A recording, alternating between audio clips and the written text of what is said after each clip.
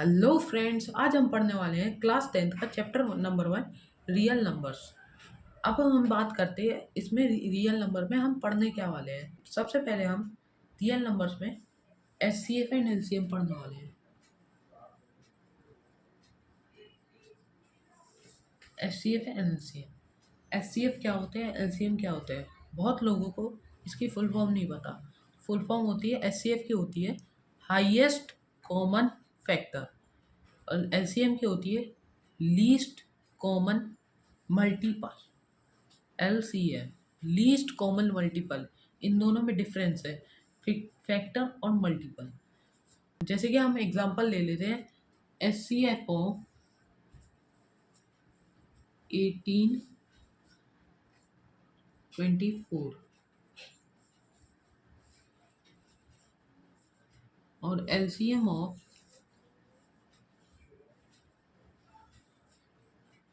18 and 24।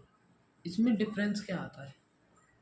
इसमें सबसे पहले डिफरेंस आता है highest common factor least common multiple. Highest common factor में क्या होता है, इनमें हाई कॉमन फैक्टर होता है, मतलब ज़्यादा कॉमन फैक्टर इन दोनों के बीच में हो, वही इसका एचसीएफ होता है। जैसे कि हम देख लेते हैं, इसके बेसिकली दो मेथड होते हैं। दो मेथड में हम करते हैं, एक तो ये डिवाइड वाला, डिवाइड टाइप्स। इसमें इसमें ये होता है, बहुत लोगों को प्रॉब्लम होती है, बहुत लोगों के ये नहीं आता है। तो इसमें हम ये सीखेंगे सबसे पहले। तो ये सीखने के लिए सबसे पहले हम 24 को लेंगे। 24 को 24 और एस सी एफ, मतलब जो ज़्यादा बड़ा नंबर है उसको हम डिवाइड्स में लेंगे और ये डिवाइड करने वाला बनेगा। अब यहाँ पे होगा, सबसे पहले 24 कितने टाइम्स डिवाइड कर रहा है उसके नियरेस्ट नंबर में। अगर पूरा कर रहा है तो एस सी एफ तो निकलेगा ही नहीं, मतलब कितने टाइम्स कर रहा है नियरेस्ट नंबर में। तो ये होगा 1 टाइम, क्योंकि 18 टू या 36 हो जाता है, जो 24 से बड़ा हो जाता है। 24 से बड़ा हो जाता है, इसलिए हम लेंगे 18। 18 ले लिया, यहाँ पे 6 आ गया। अब 6 18 या 3, जिस टाइम ये नंबर को पूरा काट दे वही उसका एच सी एफ होता है। मतलब ये 6 टाइम्स में नंबर को पूरा काट दिया, मतलब यही इसका एच सी एफ होता है, यही इसका एच सी एफ है। जैसे हमने पूरा नंबर लिया, जैसे हमने लिया 18 और 36, वो 2 टाइम्स में पूरा काट दिया, फिर नीचे आया 0, मतलब उसका एच सी एफ 1 है। 1 में एच सी एफ 1 है, तो इसलिए इसमें 24 में 18 24 में इसका एच सी एफ 6 है। अब बात आ जाती है इसमें दूसरे वाले मेथड में। दूसरे वाला मेथड बहुत आसान है। इसे 24 और इनका एलसीएम ले लेते हैं।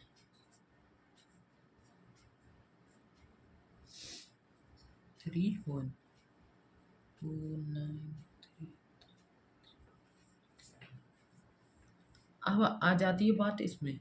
अब इसमें होता है कि हाईएस्ट कॉमन फैक्टर, मतलब जो कॉमन फैक्टर हाई है इसमें। इसमें एक तो है 2 कॉमन फैक्टर और इसमें है 3 कॉमन फैक्टर। और कोई कॉमन फैक्टर हमें नहीं दिख रहा है, क्योंकि 2 3 इसमें है, 2 3 इसमें नहीं है, 3 2 इसमें है, 3 2 इसमें नहीं है। तो इसमें है, तो हम ले लेंगे 2 और 3। यहाँ पे 3 है, यहाँ पे 3 है, यहाँ पे 2 है, 2 है, मतलब हाईएस्ट कॉमन फैक्टर हुआ इसमें 2 इंटू 3। हाईएस्ट कॉमन फैक्टर हुआ 6। इसमें भी 6 निकला, इसमें भी 6 निकला, मतलब दोनों ही मेथड इजी से हैं। बस थोड़ा दिमाग लगाना है, इसमें हो जाएगा आराम से।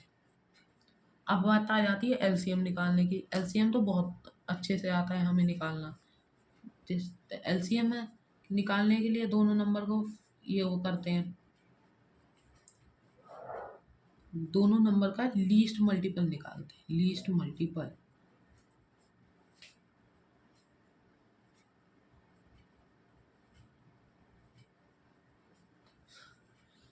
जैसा हमने दोनों नंबर का लीस्ट मल्टीपल निकाला, तो इसमें है लीस्ट मल्टीपल, मतलब जो लेस मल्टीपल है। हाईएस्ट कॉमन फैक्टर निकाल दो, इसमें लीस्ट मल्टीपल होता है, तो इसका ये जॉइंट भी होता है। तो 18 इंटू 24, 18 और 24, 2, 9 और 12। इसमें सबसे पहले ये 2, क्योंकि ये छोटा नंबर है इसलिए 9 और 6, 2, 9 और 3, 3, 3, 1,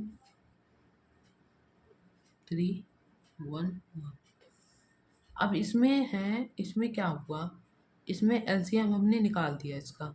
अब इसमें किसकी कमी है, 3 2 तो है, 1 2 यहाँ पे है, तो यहाँ पे 1 2 का हो गया।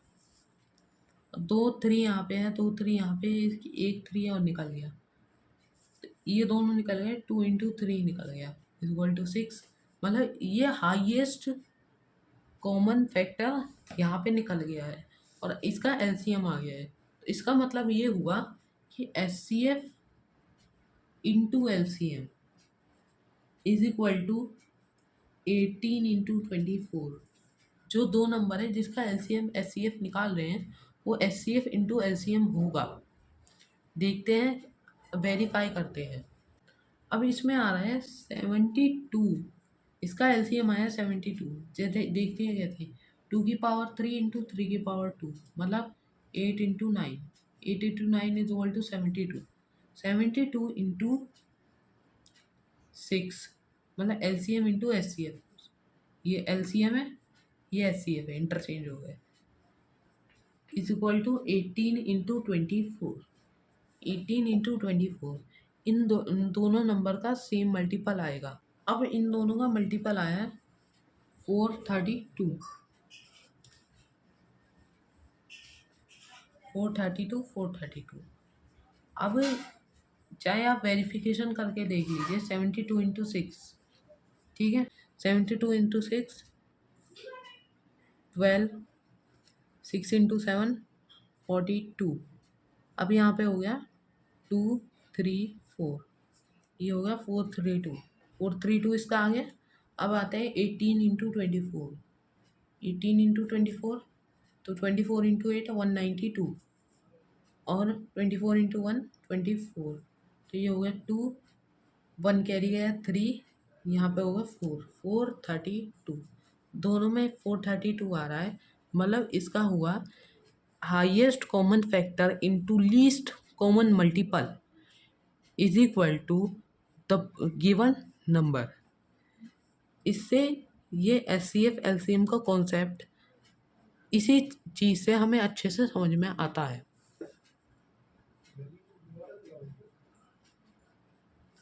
अब आ जाता है इसका नेक्स्ट टॉपिक। इसका नेक्स्ट टॉपिक क्या है, इरेशनल नंबर्स।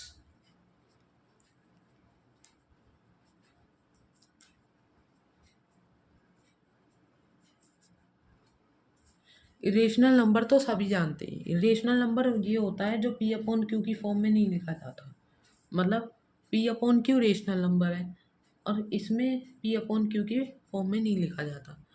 पर इसमें ऐसे क्वेश्चन आते हैं, इसमें ये नहीं आता कि ये जैसे कि ये पहले आते थे 28 बार्स, इसका रेशनल नंबर या टर्मिनेटिंग नंबर्स। इसमें ये है कि प्रूव डेट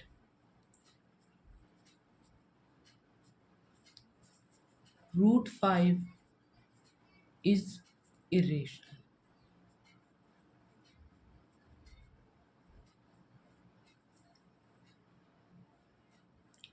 मतलब प्रूव डेट कि √5 इज इरेशनल। अब इसमें हम कंफ्यूज हो गए, क्या प्रूव करना है कि √5 कैसे इरेशनल प्रूव करें। तो सबसे पहले हम ये चीज़ देखते हैं कि फी अपॉन क्यू की फॉर्म में। तो सबसे पहले हम मानते हैं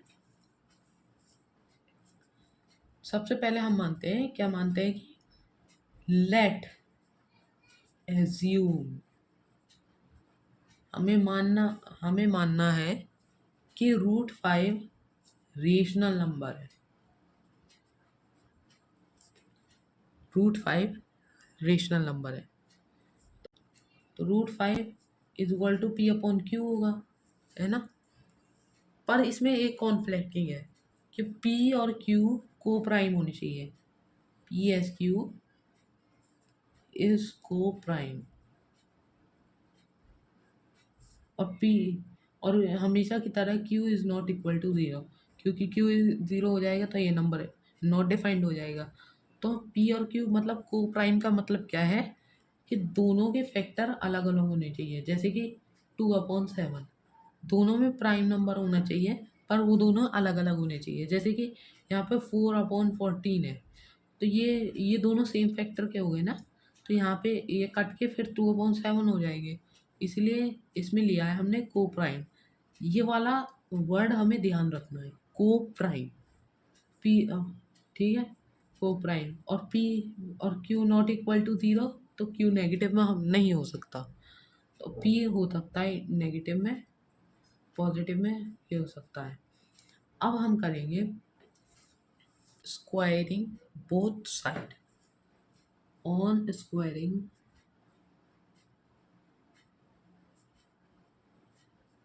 both side, on squaring both side है, इससे क्या हुआ, 5 √5 का whole square is equal to P upon Q का होल स्क्वायर। ठीक है, तो ये हो गया 5/पी स्क्वायर अपॉन क्यू स्क्वायर। ये तो डिवाइड में था, तो इज इक्वल टू के इधर मल्टीप्लाई में चला जाएगा, तो ये हो जाएगा 5Q square is equal to P square. इसी की ये बाद में समझ आएगा कि हम ऐसा क्यों कर रहे हैं, कि हाँ अभी ये प्रोसीजर चलेगा। आपको जब लास्ट में आंसर आएगा तब आपको पता चलेगा कि हमने ये किस लिए किया है। इसलिए हमें ये थोड़ा सा रिमाइंड करना पड़ेगा, इसलिए। ठीक है, अब हम मान लेंगे लेट पी स्क्वायर।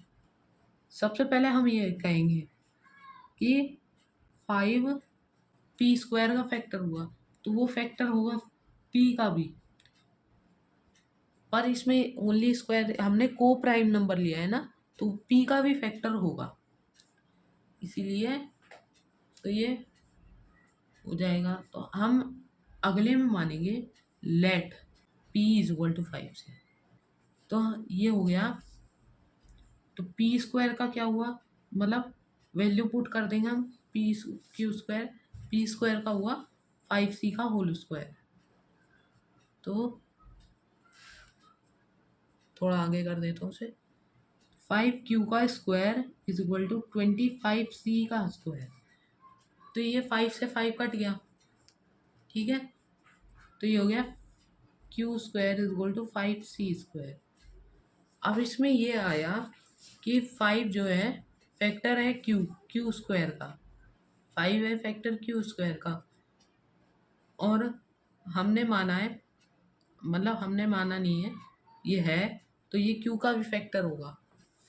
अब आ जाती है कंट्राडिक्शन, कि इसमें हमने सबसे पहले को प्राइम माना था। को प्राइम मतलब हमने माना था कि इनके सेम फैक्टर नहीं हो सकते, और पी का भी 5 फैक्टर है और क्यू का भी 5 फैक्टर है, तो ये कंट्राडिक्शन हो जाता है हमारा कि ये दोनों के सेम फैक्टर है, दैट हैव सेम दैट है same factor, but we let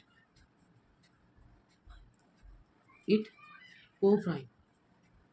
So our contradiction is wrong. मतलब तो हमारा कंट्राडिक्शन रॉन्ग हुआ। सो मतलब √2 अब भी इरेशनल है, मतलब हमने जो रेशनल मारा था वो गलत है। जैसे कि हमने रेशनल क्यों माना, हमने रेशनल इसीलिए माना क्योंकि वो दे रखा था कि इरेशनल है, तो हमने ये चेक किया रेशनल, मतलब रेशनल करके चेक किया कि हमने ये रेशनल है कि नहीं है, इरेशनल है कि नहीं है, मतलब हमें प्रूव करना था कि रेशनल है या रेशनल है, तो हमें रेशनल प्रूव करना था। तो हमने सबसे पहले ये देखा कि वो रेशनल तो नहीं है, अगर वो रेशनल हुआ तो वो इरेशनल प्रूव हो ही नहीं पाएगा, हमें प्रूव करना था, इसलिए हमने रेशनल माना। रेशनल मानने के लिए हमने ये प्रोसीजर किया, ये प्रोसीजर थोड़ा याद करना पड़ेगा, वरना ये इसे समझने में भी इजी है, बस इजी।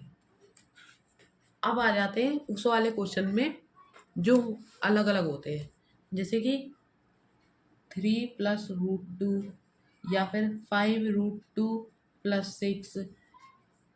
अब इसमें ये देते हैं कि प्रूव डेट ये नंबर इरेशनल है, जबकि जबकि √2 इरेशनल है। तो हमें प्रूफ कैसे करना है? हम सेम ही P/Q का प्रोसीजर करेंगे। 5/√2 + 6 = P/Q। तो Q is not equal to 0, PQR को प्राइम, P/QR को प्राइम होने चाहिए को। अब आ जाते हैं इस पे। तो यह 5√2 = P/Q - 6। आप P/Q ना लेके भी कोई भी वेरिएबल ले सकते हैं, क्योंकि ये एक वेरिएबल ही है। तो आप कोई भी ले सकते हैं, जैसे x/y, a/b, कोई भी ले सकते हैं हम वेरिएबल। तो 5/2 ये हो गया P/Q। ये माइनस का 6 हुआ, इसका एलसीएम लिया तो ये Q से डिवाइड हुआ, 1 से मल्टीप्लाई हुआ। अब यहाँ पे Q नहीं, ये 1 से डिवाइड हुआ, Q से मल्टीप्लाई हुआ 6। अब आ जाते हैं यहाँ पे 5 मल्टीपल में था, डिवाइड में चला गया। तो √2 = P - 6Q/5Q। अब आ जाते हैं अपने कंट्राडिक्शन पे कि √2 पहले ही रेशनल दे रखा था, पर √2 रेशनल कैसे हो सकता है? क्योंकि अगर P/Q रेशनल है तो P - 6Q/5Q ये भी रेशनल होगा। तो ये √2 मतलब rational is equal to irrational कैसे हो सकता है? तो इससे यह प्रूव होता है कि 5√2 + 6 इज इक्वल टू इरेशनल, मतलब hence prove 5√2 is equal to +6 is equal to 5√2 + 6 is equal to irrational number. ये यही टॉपिक यहीं पे ख़त्म होता है। अगला टॉपिक हम पढ़ेंगे अगले वीडियो में। तब तक लिए थैंक यू, बाय बाय। अगले वीडियो जल्दी आएगी।